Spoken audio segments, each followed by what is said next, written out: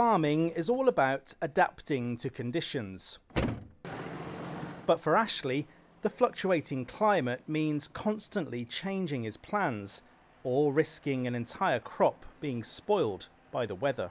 We had a very dry early spring, which then led into a very wet spring with a higher than average rainfall. We then had some very extreme heats in May and June, which caused a lot of crop damage, to then a very wet and miserable July and August, which made harvesting crops a big struggle.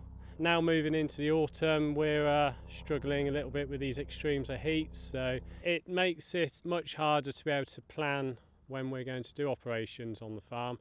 Ashley says normally at this time of year he would be coming to the end of drilling his winter cereals, but the warmth means that process has only just begun. You've got to be able to be flexible in what you do. If you farm by calendar, I think you possibly could come unstuck. We're constantly adapting to our climate and trying our best to overcome what Mother Nature chucks at us.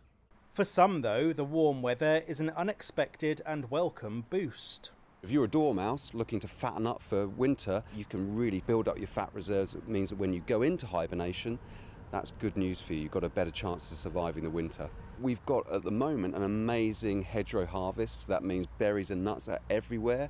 So the hot weather will just extend that season slightly more. This is another strange weather event building on other strange weather events that seem to happen regularly now. So if we have another warm period through the winter, that is really problematic for wildlife. It wakes up hibernating creatures like bats, dormice and so on, hedgehogs. And that can mean that they wake up, look for food, there is no food around, they then starve. The good weather does bring some benefits though, and today we found plenty of beachgoers soaking up the last rays of sun. It's lovely when you're on holiday. It's great. Feel really lucky. I think it's great. We've been down here for a few days and I think it's really, really nice that it's like this. Nothing lasts forever, and it surely won't be long before the tide turns, the sun goes in, and we're packing away the surfboards and reaching for the winter woolies once more. Sam Blackledge, ITV News.